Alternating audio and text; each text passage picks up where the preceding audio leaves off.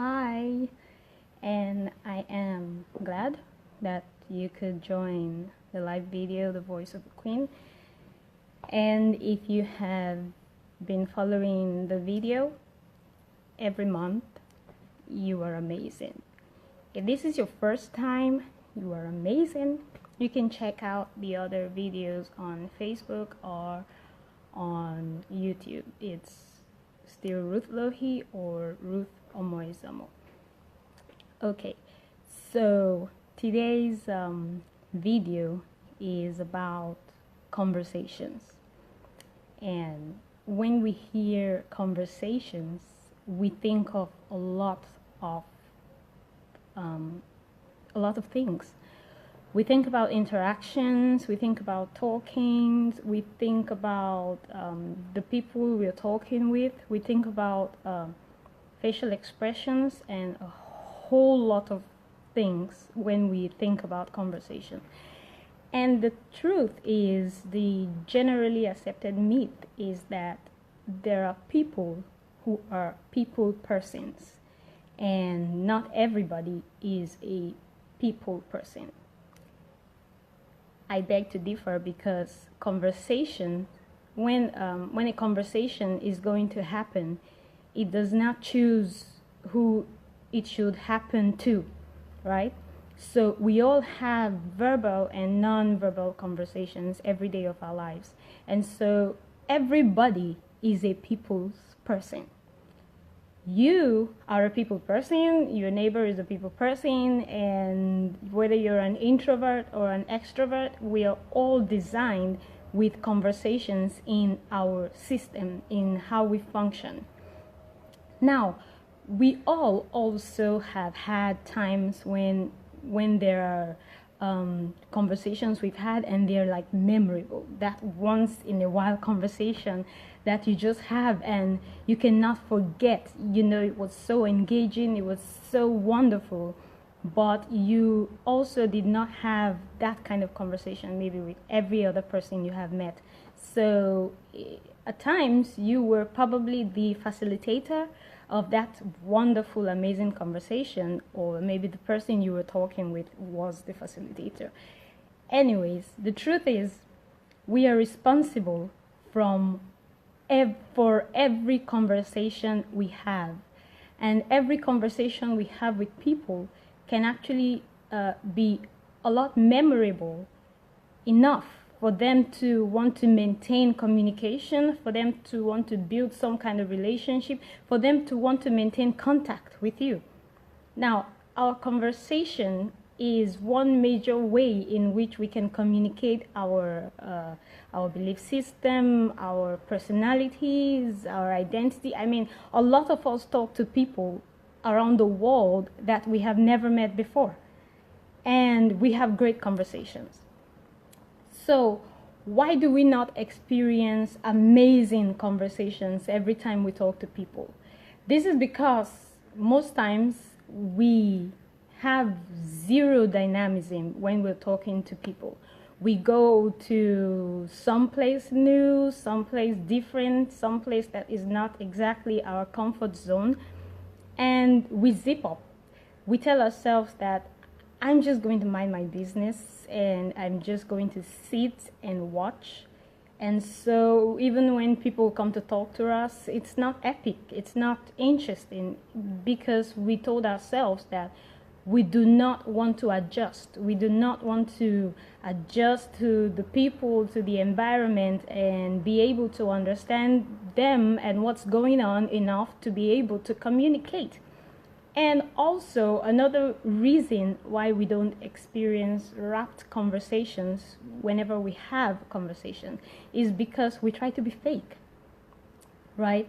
So we look at people and we decide that this is an environment for the classy. And so if I am hyperactive, I need to drop my hyperactivity and try to be classy. What will people say if I talk the way I talk? How will people react? How will people like me? We tend to live our lives adapted to what the people around us will like. So that determines the kind of conversation that we have. We totally become fake.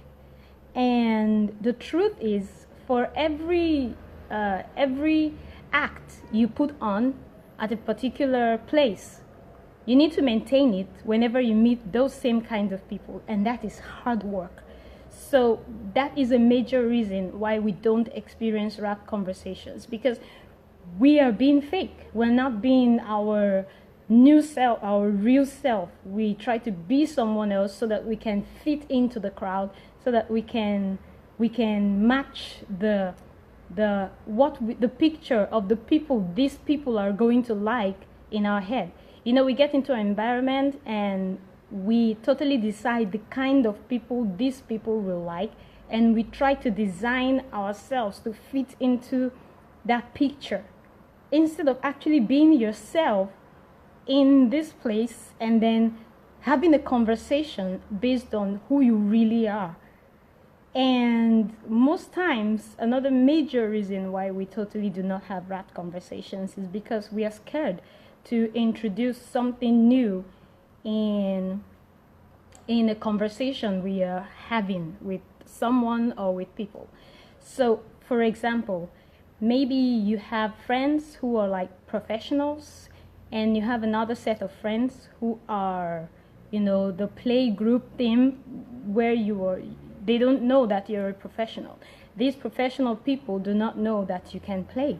And so all you discuss in this professional group is smart stuff, school, work, this new technology, this thing that is going on. This is what is going on in this part of your life. This is all they know about you. And so that's all the conversation you have. And then in this other group, they will never believe that you are a professional person.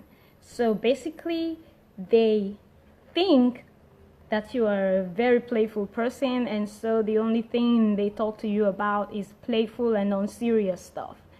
Now, to be able to have amazing and rapt conversations, introduce a part of your playful you to this professional conversation, and introduce a part of your professional you to this playful conversation. The truth is, at every point in our lives, in these different groups that we have conversations with, there is always room for you to be more. But we are scared, and we do not feel like opening up to the point where we want people to see our other sides, because we feel like this is the side they will respect. But the truth is, people appreciate and welcome diversity, and the only way you can have a rapt conversation, an amazing conversation, and capture the attention and interest of people you're talking with is if you introduce something new into the conversation. And then, why do we need to work on our conversation skill, on the art of conversation, of having wonderful and amazing conversation? This is because we do have professional and networking events. We have colleagues, we have families, we have social parties that we go to. And if for people who are planning to get married, you are going to meet your in-laws one day for the first time. You're going to meet them for the first time, and you will have to have a conversation with them for the first time. And most times, they form an impression of you within the first 5-10 minutes. So you need to master the art of conversation, of having rapt conversations, so that you can be dynamic, you know, in whatever place you find yourself, whatever sphere of life you find yourself, whatever aspect of your existence you find yourself. And then how can we have rapt conversations? The first thing I'm going to talk about is intention, right? So you are going for a business meeting, maybe like a networking thing, and most times we just get dressed and we just go. We don't decide on what we actually want to do and what we actually want to achieve, right? So you're going for a professional networking event, Do you want to sell your business? Do you want to sell yourself? Do you want to get business connections just to have, right? Do you want to, be a salesperson? Once you can figure out the intention for attending that event or going to that place, even if maybe you're going to read a book in the park, and that is your intention, it helps you manage your approach and manage the interaction and relationship with people when they approach you. So, are you going to this event or this party just to have fun, just to laugh and to have a great time? It will help you manage your conversations.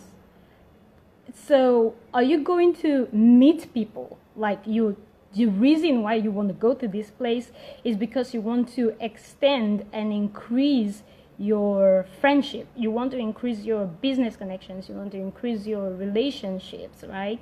And just meet new people.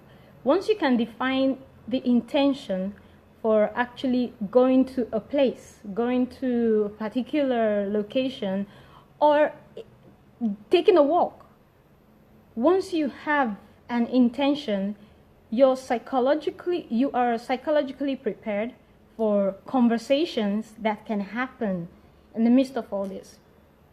But if you don't have any intention, then you get to the place where the event is happening and you are bored, you cannot flow in a conversation. When someone is talking to you, you are disconnected, you don't feel like you are in place, right?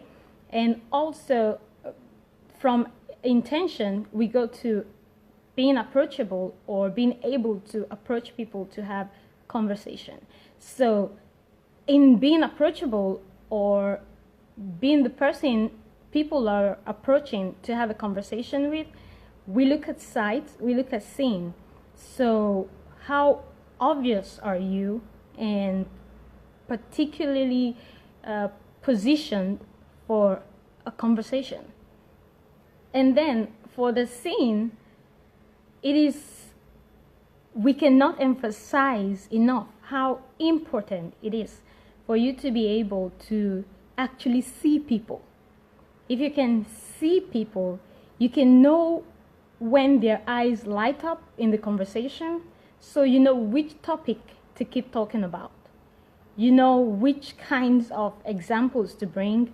You know, those subtle expressions when you're talking and maybe you said something and someone raises a brow like, and it's not a deliberate representation. They didn't say anything, but they just had this expression, or you sense someone pulling back. It can help you adjust what you are saying.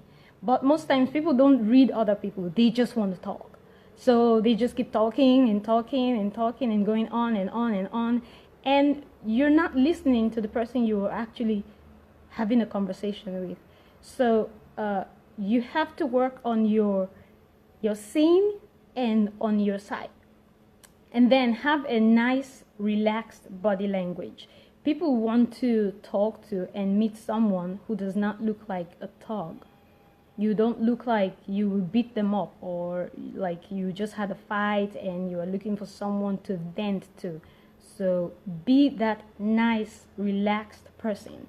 Then most people don't feel comfortable with gestures, like moving the hand, the shoulders, the head. It makes communication and conversation interesting. So you work on your hand gestures, work on your expressions, work on your face, work on your eyes, work on maybe you're talking about maybe a trip you had and you got to a place that was really thrilling for you. And maybe it was the speed or something that made the adrenaline rush. Don't just say it looking bored, like, I went on a roller coaster. I went on a roller coaster. So when you say it with the passion that is loud enough to communicate the adrenaline that you felt to the next person, you are having an amazing conversation. And also, one of the things we should also look at that can help with RAPT conversations is openness. Talk to people. Say hi. Say hello. Give them compliments. Your hair looks amazing. Find a genuine thing that is real, because if you are actually complimenting someone for just because you need to give a compliment, somehow they know that it's just for the sake of conversations. Now, to actually have an interesting, an amazing conversation where the person actually pays you attention, because when you are open and say, hi, my name is Ruth. I actually heard about this event and I just said I should come check it out. What do you think? It puts them in a very relaxed position.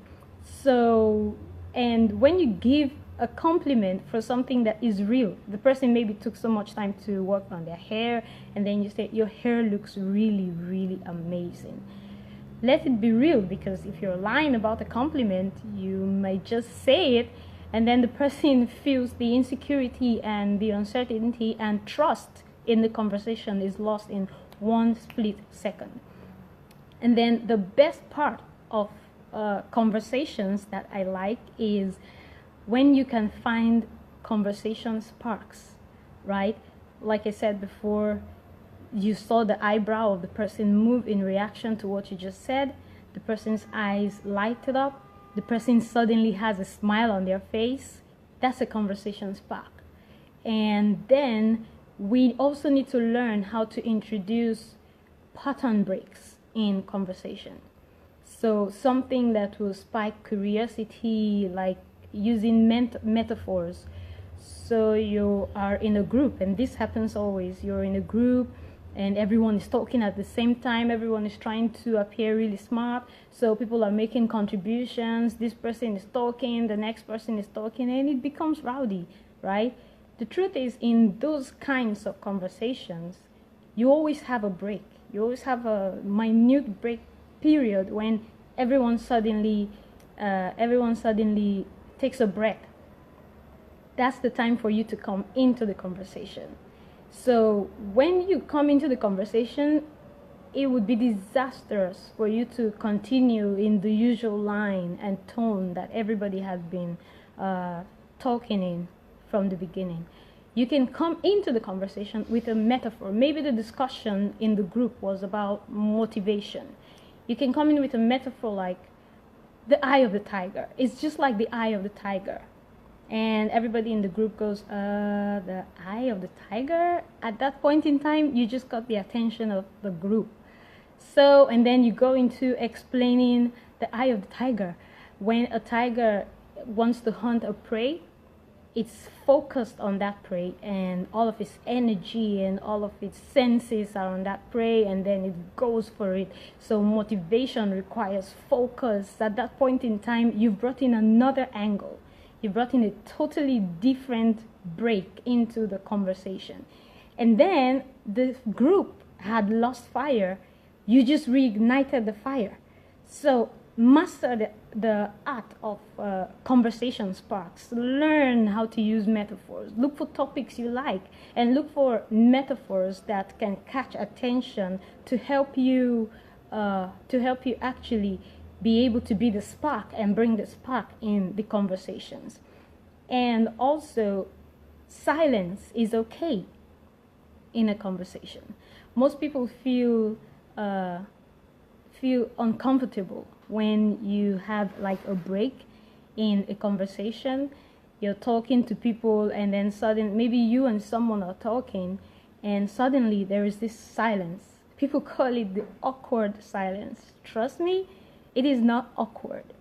It is okay to take a break, right? It gives you and the other person the opportunity to process what you have discussed and decide if you still want to go on with that topic or with something else. The thing is, because of the way our system has configured that particular silence to come across as awkward, you who is learning at this point in time that it is not awkward at all, you can help to reassure the next person by smiling. by actually smiling confidently. You know, what happens in that silence is most people get jittery. They get nervous, like, okay, so what are we going to talk about? What next should we talk about? What can I talk about? And then they start looking for something to think about and talk about. Be the calm in the silence.